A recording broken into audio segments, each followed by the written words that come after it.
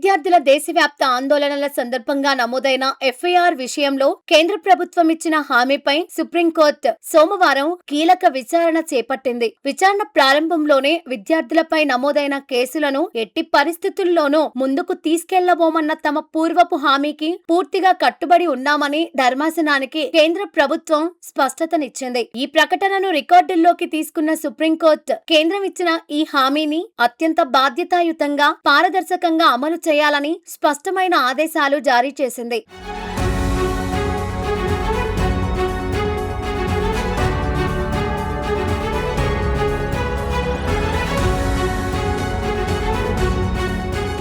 భారత ప్రధాన న్యాయమూర్తి నేతృత్వంలోని త్రిసభ్య ధర్మాసనం ఈ సందర్భంగా కీలక వ్యాఖ్యలు చేస్తూ ప్రభుత్వం కోర్టుకు ఇచ్చే ఏ హామీ అయినా కేవలం మాటల్లోనే కాకుండా క్షేత్రస్థాయి ఆచరణలోనూ స్పష్టంగా కనిపించాలని ఉద్ఘాటించింది. గతంలో సుప్రీంకోర్టు సమక్షంలో ఇచ్చిన హామీలకు విరుద్ధంగా విద్యార్థులపై అనవసరమైన చట్టపరమైన చర్యలు గాని వేధింపులు గాని కొనసాగకూడదని గట్టిగా సూచించింది. విద్యార్థుల భవిష్యత్తును దృష్టిలో ఉంచుకొని వారిపై ఎలాంటి బలవంతపు చర్యలు తీసుకోవద్దని ఇప్పటికే సుప్రీంకోర్టు స్పష్టమైన మధ్యంతర ఉత్తర్వులు జారీ చేసిన విషయాన్ని ధర్మాసనం గుర్తు చేసింది.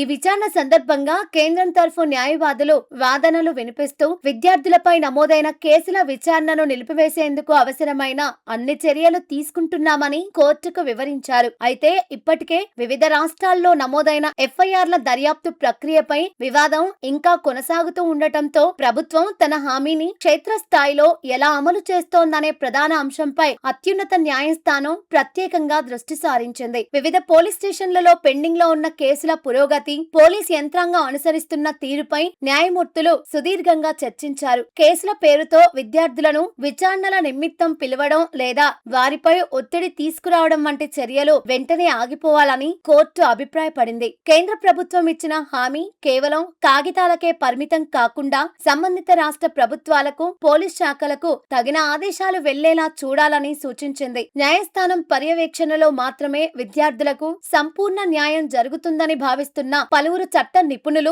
కోర్టు జోక్యం చేసుకోవడంపై హర్షం వ్యక్తం చేస్తున్నారు. ఈ విచారణ ద్వారా బాధితులకు తగిన ఊరట లభించే అవకాశం ఉందనే అభిప్రాయాలు వ్యక్తమవుతున్నాయి. ప్రభుత్వం తన నివేదికను తదుపరి విచారణ సమయానికి సమర్పించాలని సుప్రీంకోర్టు స్పష్టం చేసింది. మరోవైపు విద్యార్థుల ఆందోళనలకు నేతృత్వం వహిస్తున్న సిజేపీ నాయకత్వం మాత్రం కేంద్ర ప్రభుత్వ వైఖరిపై తీవ్ర అసంతృప్తి వ్యక్తం చేస్తోంది. ప్రభుత్వం ఇచ్చిన మునుపటి హామీ ప్రకారం కేవలం విచారణలను నిలిపివేయడమే కాకుండా విద్యార్థులపై నమోదైన అన్ని ఎఫ్ఐఆర్లను షరతులు లేకుండా పూర్తిగా ఉపసంహరించుకోవాలని వారు గట్టిగా డిమాండ్ చేస్తున్నారు.